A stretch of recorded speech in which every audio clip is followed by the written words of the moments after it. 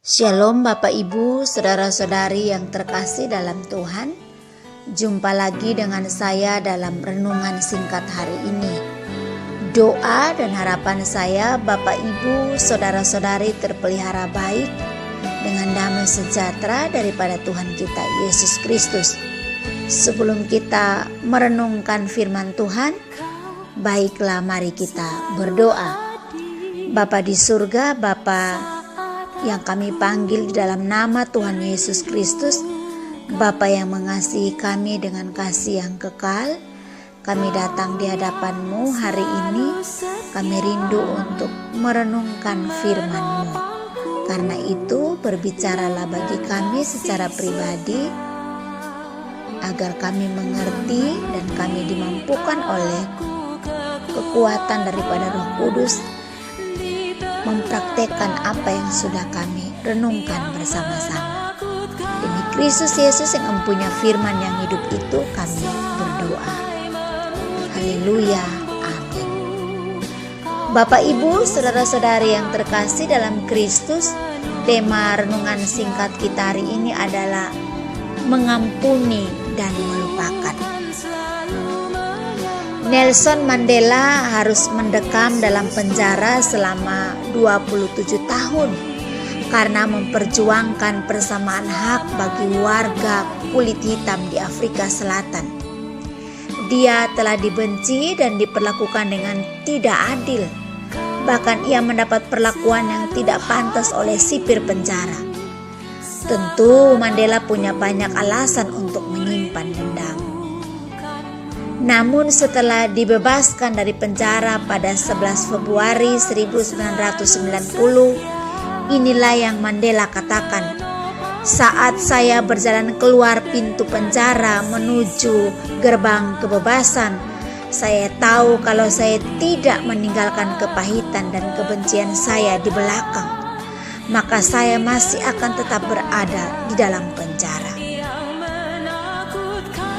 Bapak Ibu, Saudara-saudari yang dikasihi Kristus, betapa benar kata-kata Mandela. Selama kita menyimpan kesalahan orang lain dan tidak mau mengampuni dan melupakan, kita menempatkan diri kita dalam penjara yang kita buat sendiri. Sebaliknya, saat kita mengampuni dan melupakan, saat itulah seorang tawanan dibebaskan, yaitu diri kita sendiri.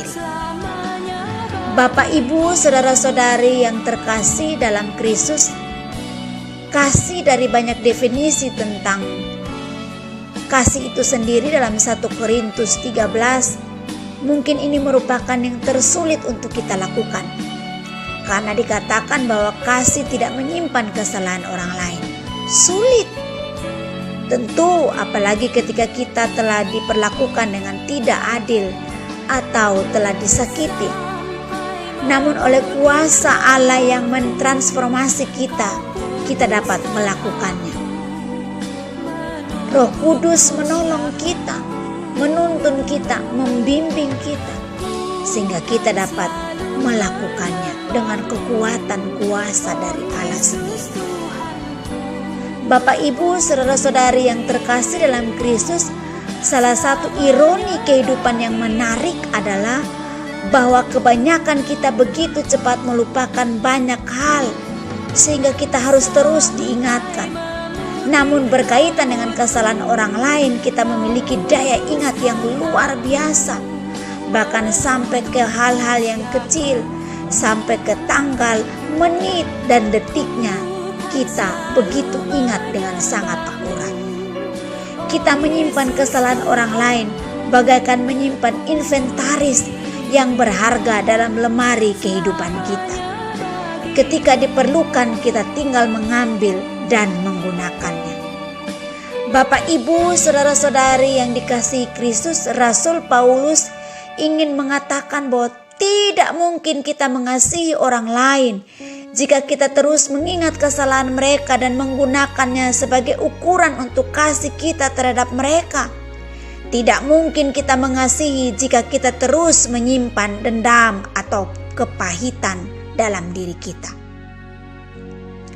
Yusuf bisa saja mengungkit kembali kesalahan saudara-saudaranya yang telah mencelakakan dirinya, namun ia tidak melakukannya. Sebaliknya, inilah yang Yusuf katakan dan lakukan. Jadi janganlah takut, aku akan menanggung makanmu dan makan anak-anakmu juga. Demikianlah ia menghibur mereka dan menenangkan hati mereka dengan perkataannya. Kejadian pasal 50 ayat 21. Bapak Ibu saudara-saudari yang dikasihi Kristus, jadi jangan kita mau mendekam terus dalam penjara hati kita yang kita buat sendiri, karena kita terus menyimpan kesalahan orang lain dalam hati kita. Sesulit apapun untuk mengampuni, melupakan, ingatlah selalu bahwa Allah di dalam Kristus lebih dahulu telah mengampuni dosa-dosa kita. Saya mengutip salah satu tulisan yang berkata seperti begini. Orang yang paling kuat adalah yang lebih dahulu mengampuni, dan orang yang paling bahagia adalah yang lebih dahulu melupakan. Kiranya renungan singkat ini menolong kita untuk mampu membuang segala inventaris dalam penjara hati kita yang menghalangi kita, yang membuat kita tidak bisa bertumbuh atau mengalami stagnasi. Biarlah kita dibebaskan oleh kuasa darah Yesus. Mari kita berdoa. Bapa di surga, Bapa yang kami panggil dalam nama Tuhan Yesus Kristus, kami mengucap syukur untuk renungan singkat yang boleh kami renungkan bersama-sama. Kiranya Roh Kudus memampukan kami untuk kami mampu mengampuni, melupakan setiap peristiwa, setiap hal yang membuat kami sakit, kecewa, dendam, dan lain sebagainya. Penyakit hati kami boleh mengampuni dan melupakan. Kami butuh kekuatan daripada Roh Kudus untuk menolong kami. Setiap kali kami melakukan, setiap kali kami mau melepaskan pengampunan, Roh Kudus memberi kami kekuatan sehingga kami dapat mengerjakannya dengan benar di pemandangan Tuhan. Ampuni segala dosa, pelanggaran, kesalahan yang kami buat selama ini. Ampuni setiap hal yang kami telah lakukan. Kami menyimpan, bahkan kami menginventaris semua hal-hal yang menyangkut dengan area hati kami. Ampuni kami.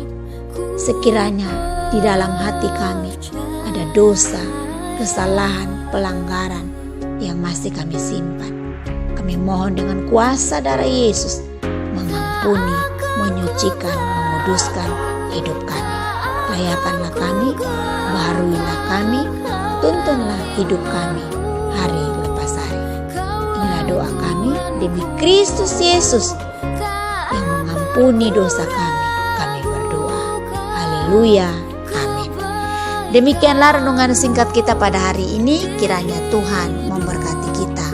Sampai ketemu lagi dalam renungan berikutnya. Tuhan memberkati.